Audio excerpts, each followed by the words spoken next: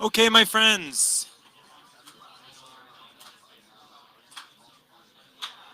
Good morning, everyone. We're going to get started. If you wouldn't mind finding a seat, wrap up those initial conversations.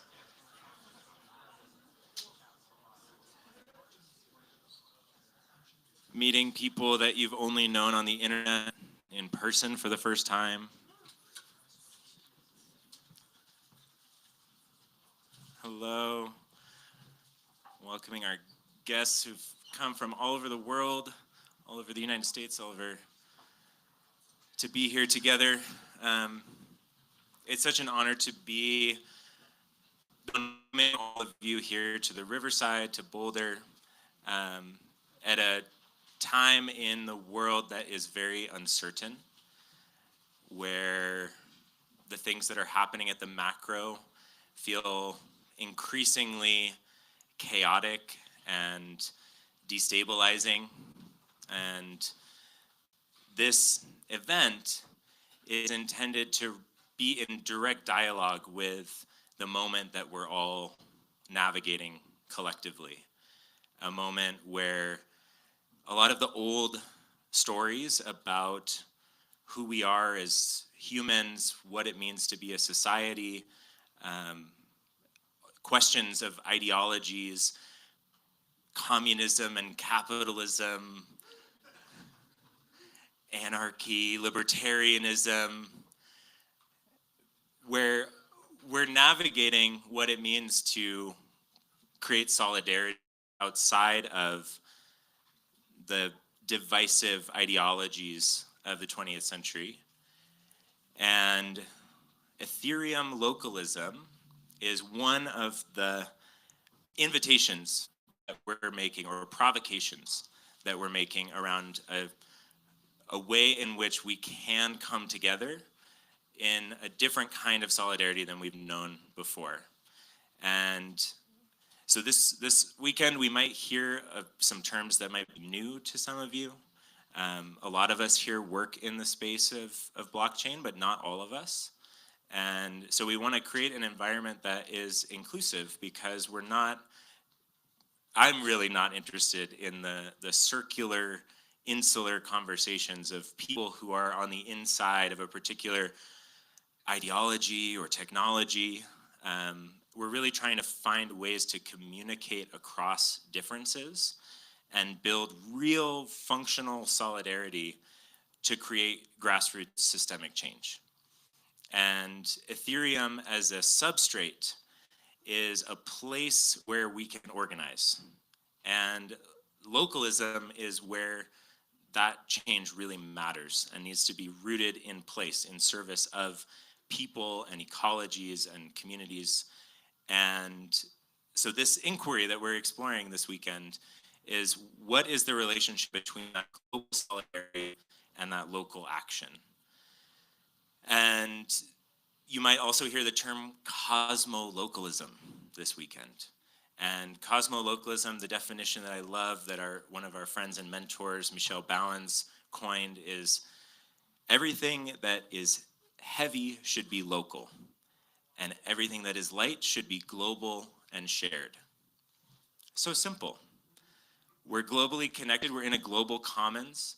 We can share best practices and playbooks and templates and infrastructure, but we want to have local autonomy, local sovereignty, local direct democracy, so that we're not having to choose between, a one world government that we're all underneath, and we're also not choosing nationalism, which is another one of those common patterns that comes up in times of transition. Fascism and nationalism, when things are unstable, oftentimes we as humans can look for who to blame. And so instead of steering away from that or pretending it's not happening, we want to go directly into those questions of how do we build global solidarity, how do we ground that and root that into local action. You might also hear the term bioregionalism this weekend. This is more on the ecological orientation that many of us share. How can we reimagine human social systems to be more in alignment with living systems? And cosmo-localism and bioregionalism go really well together, actually, because a bioregion is a self-contained ecological zone, but by orienting to our place, we're actually entering into a kind of global solidarity with all of the other people around the world who are also orienting to stewarding their places. And we can share information and resources across national boundaries, and have infrastructures that allow us to enact that different mode of production, different mode of being. And so we have a beautiful spread of people who are working on all of these different areas, whether it's technology or local community organizing, people building infrastructure, people working on the social side of things, measurement and reporting so that we can actually pay people for doing the work of tending to communities and our commons and our planet. And we're here to learn together. None of us have all the answers. We're exploring this possibility space, this design space together. And so for that reason, this weekend we're trying to be as unconference as possible. We're gonna have some amazing speakers on panels that are gonna help inspire us with new ways of seeing, new concepts that might be, just get the juices flowing of our own imaginations. Because we're not trying to put the sage on the stage. The people up here are not the saviors we've been waiting for. They're here to inspire you into the work that you're here to do. And so there is this deep egalitarian spirit, this deep participatory spirit. There's no spectators. We're all participants. We're all contributing. And I want to bring up all of the people who help make this event possible. Because this is not, I would be doing myself a disservice by being the sage on the stage. I want to bring up our Portland friends, our local friends, Eileen, Cameron, Kevin, Aaron. This really wouldn't be possible without this totally distributed effort.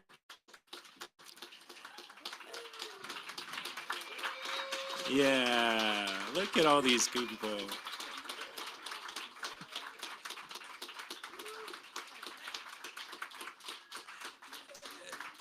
So this idea of Ethereum localism and a general forum on Ethereum localism was born in Portland, Oregon. And some of us, can I see a raise of hand? Who's been to a GFEL before in Portland? Nice. And it was a provocation that drew a lot of us. Without knowing anything about this crew, we were like, oh, they're doing a Ethereum localism event? And it was such a right down the middle of what I think so many of us feel is needed in the Web3 space, which can be very ungrounded, very focused on building primitives or infrastructure that most people don't even know what it does, let alone would actually use. And so this felt like a niche within this subculture that really needed to be supported by doing these kinds of convenings. And so I want to invite Max to just share a little bit about the history of GFEL, and then, yeah, maybe I don't know if you want to say anything as well. Ken was the instigator of bringing GFEL here to Boulder. And so we're standing on top of a legacy of folks that I want to just honor and acknowledge. Thank you, Ben. Thank you. I have to read off notes. I'm not nearly as practiced and eloquent. All right, blockchain culture has always aspired toward decentralization, but this decentralization has never been guaranteed. Having these tools for decentralization doesn't guarantee decentralized networks in themselves. A top-down implementation of blockchain tools across masses whose expectations and behaviors aren't shifting towards being part of a decentralized network will tend toward centralization once again. Blockchain-based internet can end up as a walled gardens, despite the promise, much as the internet has before us. The solution, it seems, is to ensure the future of Web3 is oriented around the decentralized production, distribution, and utilization of Web3 tools. But ensuring this is no easy task. These systems have not been built for at the scales that we need. Fortunately, blockchain gives us some of these tools to work with, new tools to work with. Novel economic incentive systems, new governance mechanisms and structures, ways of generating, analyzing, expressing the outputs of signals. We also have systems which have existed for generations. History is full of curious economic and governance experiments, and the present is full of them too. Cooperatives, mutual aid networks, and underground cultures can all teach us how decentralized networks of highly agentic, autonomous coordination can be practiced. The general forum on Ethereum localism was born of a need to identify those around us in our communities who are already living the values of Ethereum: sovereignty and autonomy, decentralization, plurality, diversity, and experimentation. To identify the modes of these communities and networks, to understand how they function so that we can create better functioning decentralized networks and communities, so that our tools can be grounded in empiricism. Also, so that we can get blockchain tools into the hands of these communities, not for some nebulous and self-centered concept of adoption, but because they are value aligned, but because they are already decentralized, and because each implementation of blockchain localism is an inoculation site against capture. An inoculation site against capture for those localists who aspire to maintain their autonomy, and an inoculation site against capture of Web3. If utilization, distribution, and production are truly decentralized, we stand a better chance of a decentralized people. So Christy conceived of the concept of holding a conference. Give it up for Christy. Conceived of the idea to have a conference to galvanize disparate but value-aligned communities to explore this problem space, to explore the opportunities it holds. Yes, for the benefit of Web3, but more so for the benefit of our own local communities. For the benefit of resilience, sustainability, local economies, individual welfare, the welfare of our shared cultures, and the welfare of this planet. Ethereal Forest, at the time PDX DAO, Portland folks up here can raise their hands if they want, held the first GFL conference on October 13th, 2023. Friday the 13th, yes. Very auspicious. We did so to address the question, what does Ethereum localism mean? We brought in experts from around the world to help answer this question, not presuming to know the answers ourselves, and you all came earnestly to discuss with us. In 2024, we held the second GFL, also in Portland, to continue the discussion. Also Friday the 13th. Yeah, again, very auspicious. To ask the question, how to practice Ethereum localism? One of the answers was to continue to spread and expand the conversation, to grow the movement, to learn to coordinate better. So here we are, thanks to our bolder friends, continuing the discussion on what localism means. What does it take to practice cosmolocal coordination? How can blockchain tools help? And what can Web3 folks learn from those who have come before us? So thank you for being here. Thanks for being a part of this conversation. We are yet at the top of the design funnel. We're at the brainstorm phase, so every input helps. There's no bad ideas. I'm really looking forward to jam with you all this weekend on how we can not just keep the future of the web decentralized, but ensure that the future of the world is as well.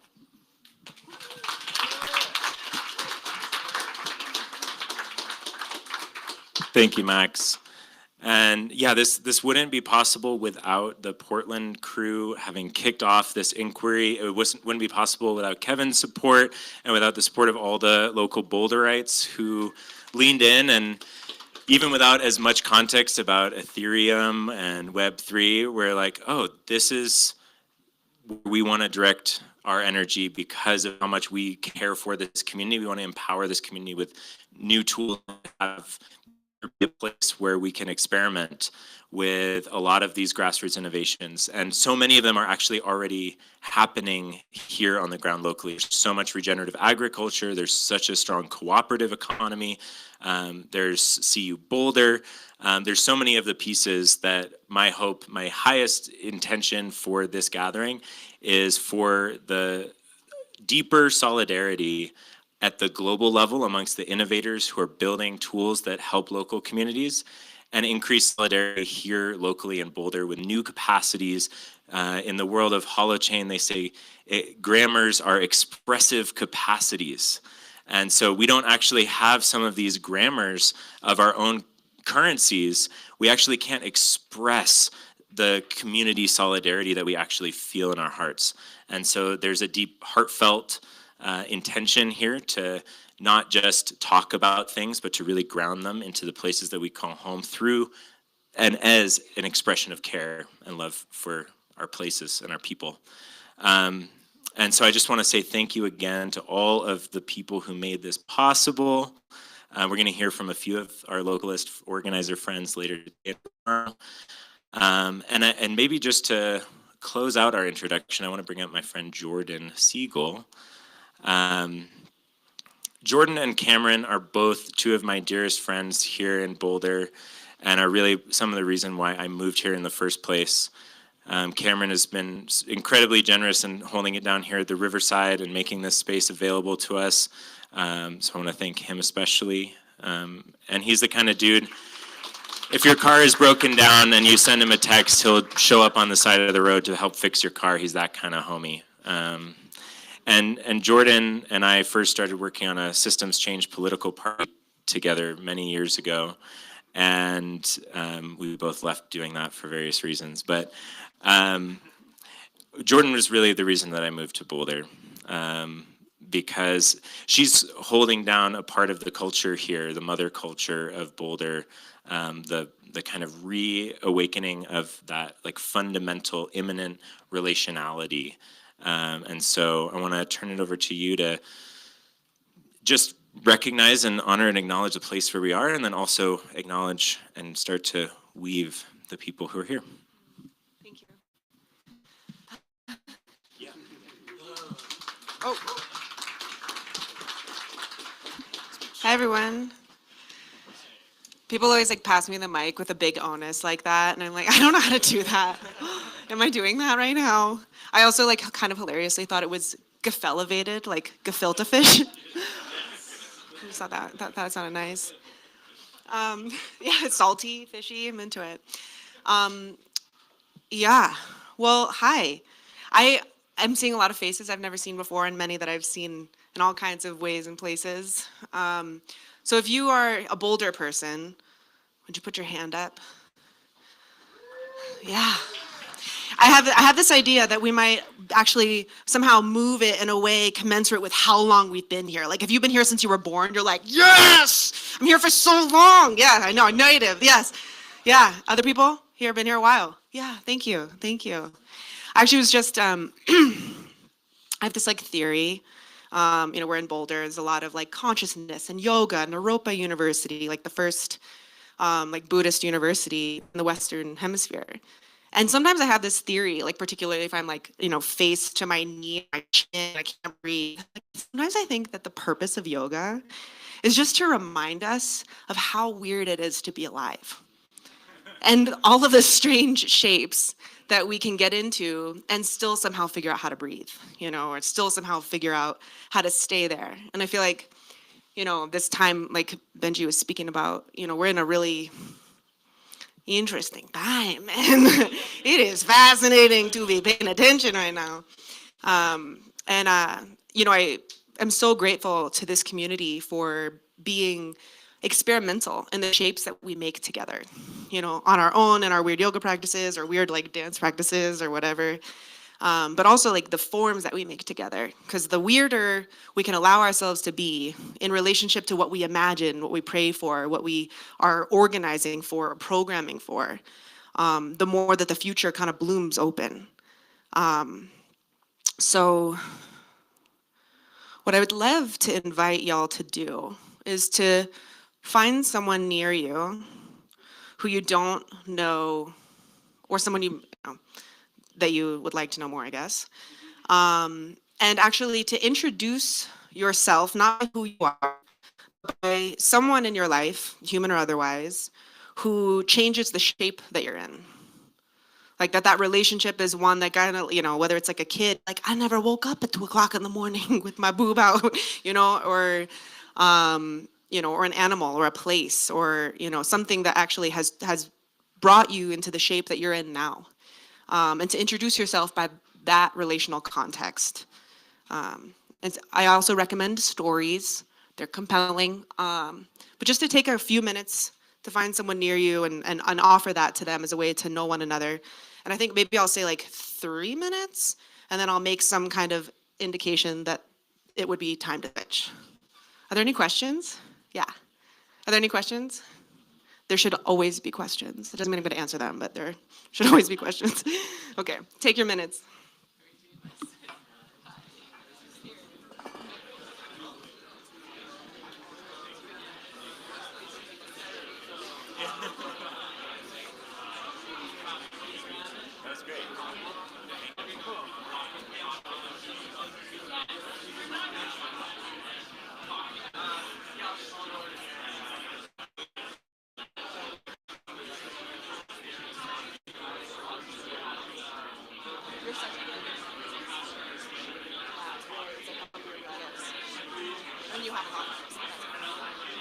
Yeah, I said it's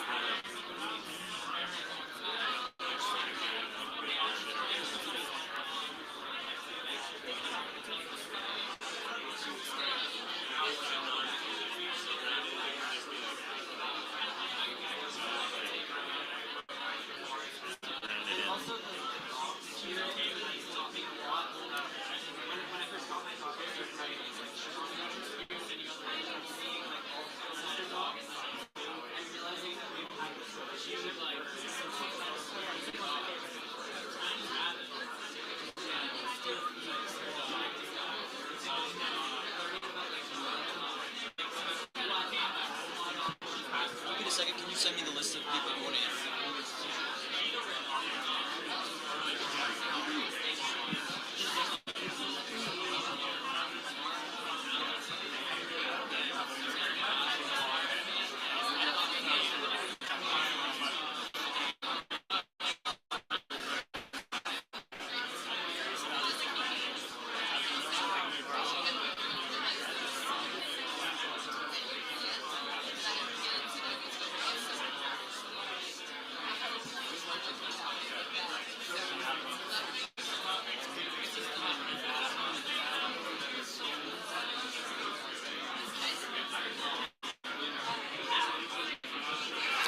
That's about 3 minutes for the switching.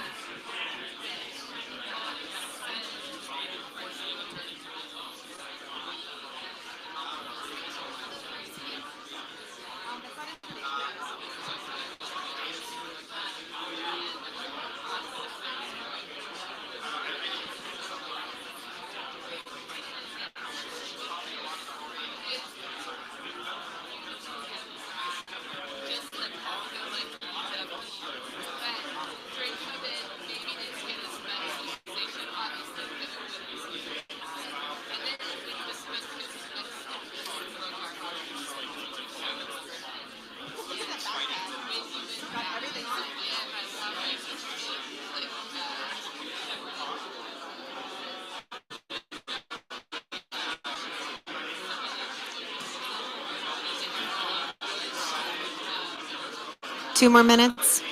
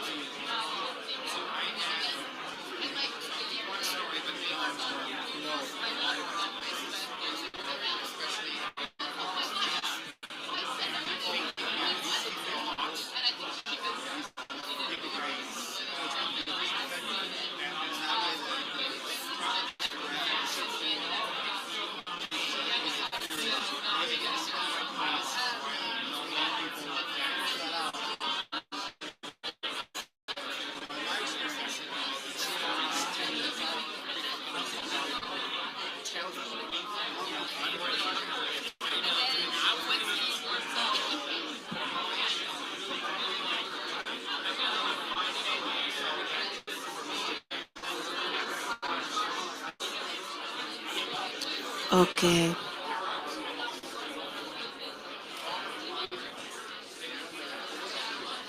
Wrapping up your stories.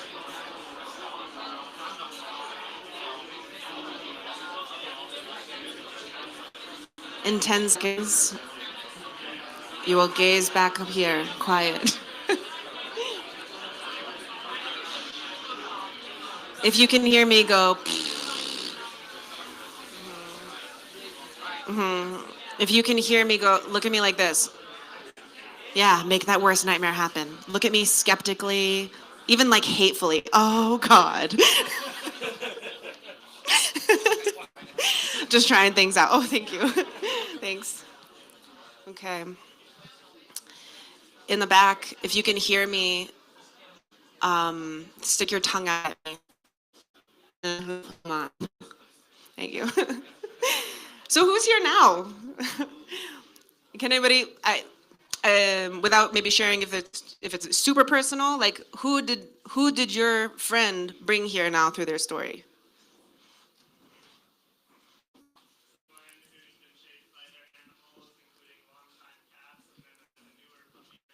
Oh.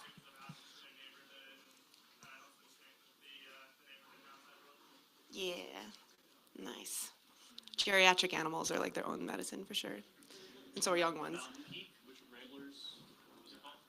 Mountain Peak. Bless. Anybody else? My friend Coleen has been raising a dog, G.I. Joe, who they now have adopted Joe, and it helps her see that while some people can be neurotic and push buttons, like underneath it all, they're probably like a really kind little golden lamb. Oh, I love that.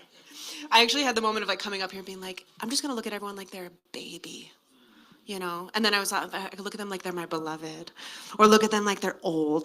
But now I'm gonna think everyone is a golden retriever. That's nice. Well, I'm probably nearing the end of my time. Is that right? There's lots of other things that need to happen. Do I want to do one more thing?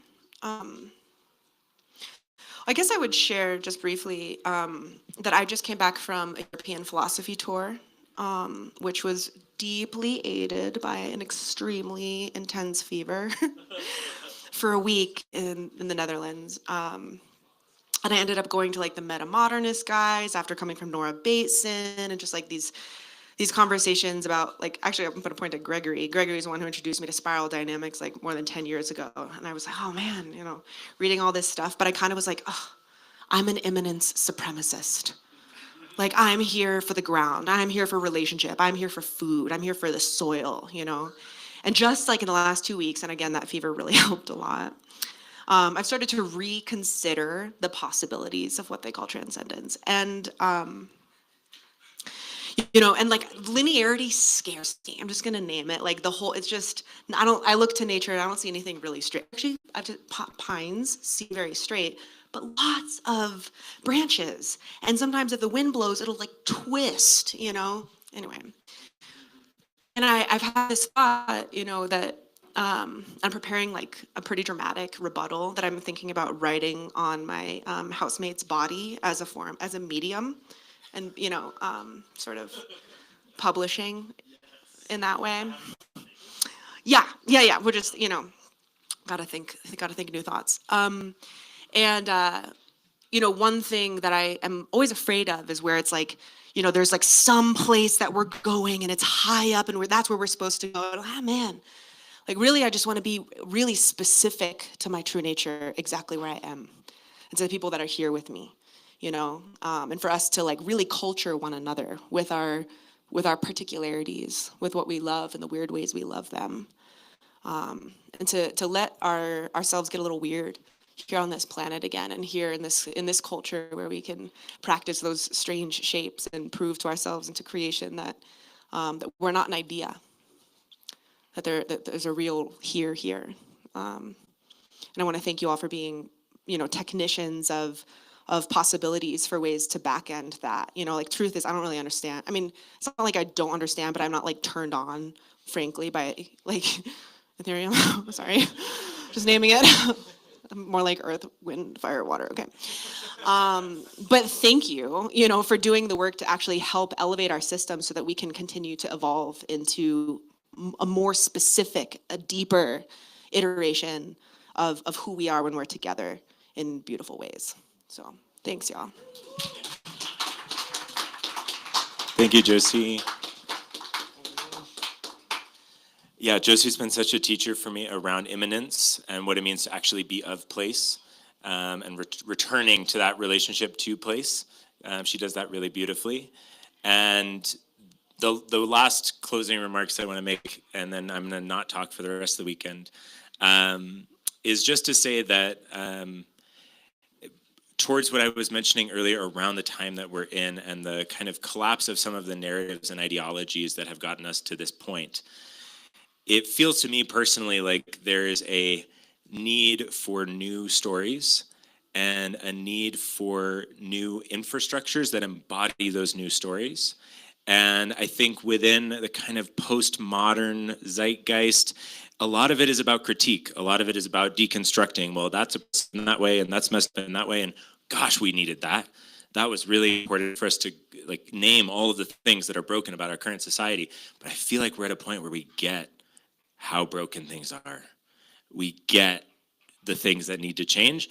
And I think there's a different kind of courage and audacity to actually build the future that we want. And instead of critiquing the world as it is, actually creating the systems and structures that allow us to create a vital, resilient, and participatory human civilization. And that's going to be fundamentally pluralistic. So there's not going to be any one way to do that. And so that's why we need all of your help. And so my goal for today and for this weekend is for us to courageously articulate what we believe is the secret, the third secret, more complex and nuanced thing that is not capitalism and is not communism. What is that thing? What is that world that we're all building towards? And there will be an infinite number of expressions of that, but by declaring what we're for and doing that with the hashtag GFELBoulder, I think I've learned a lot from Kevin actually, because Kevin just memes things into existence. And a big part of the reason we're even all physically here in this room is because someone had an idea. Someone had a vision of possibility. And they said, hey, are you guys aligned with this? And as more and more people are like, yeah, actually, then that idea gains strength and there's more gravity. It will pull the regens and the blockchain people and the local community organizing people into a new gravity that's not really possible in the narratives and ideologies of the 20th century. And so that's what I hope we're here to do together, is explore that possibility space and really make our voices heard in this larger ecosystem that we're part of. This is a very small assembly relative to all of the crypto things or all of the political movements that are happening around the world. And yet I think the collective energy that's here, there's vision, there's possibility, there's things that we're actually building that are going to make that world possible. So if you would like to retweet the live stream of this event, we're streaming onto YouTube and Facebook, and we want to share these messages out to the larger community connected to. And during the unconference time, which we'll go into before lunch, we're going to go over how we want to harvest the conversations that are happening here. But just start thinking about, are you the note taker for your group? Are you the person who's going to say, hey, are you guys cool if I voice record this? And we're going to be collecting all of the signals from all of you to weave together into a new story of possibility. And we're going to have a wiki, and there's a lot of ways that we want to continue the energy of this event. Another thing that Josie says is we're not at the beginning. We're in the middle. Thank God we're in the middle. And the end that's coming is also a beginning. And so we are in some ways preparing the way for the generations that will follow us to be able to pick up the baton that we hand to them. And so, we're not in the getting started phase. We're in the it's time to go and build that world phase. And so we need all of you to do that. Thank you all for trusting us enough to come here on this crazy, wintry, snowy day, see what Ethereum localism is all about. We want to make this inclusive to people of all different backgrounds and ways of life. So as you're talking to people, please go out of your way to be like, hey, I don't want to use a term that maybe you don't understand, or are you familiar with this idea? And really try to make sure that you're speaking to communicate, not just to say what you want to say. And really do the same for someone else. Really receive and listen what they're offering to you, because that's where the magic is going to happen. And so I'm really excited to kick off our first panel conversation. Do folks need a bathroom break before we get into that? I feel like, do we want to do a quick 5-minute bio break? Great. So we're going to do a very short 5-minute bio break. And then we're going to get started on our panel on local economies, featuring some really incredible voices, and you're not going to want to miss it. Thank you all.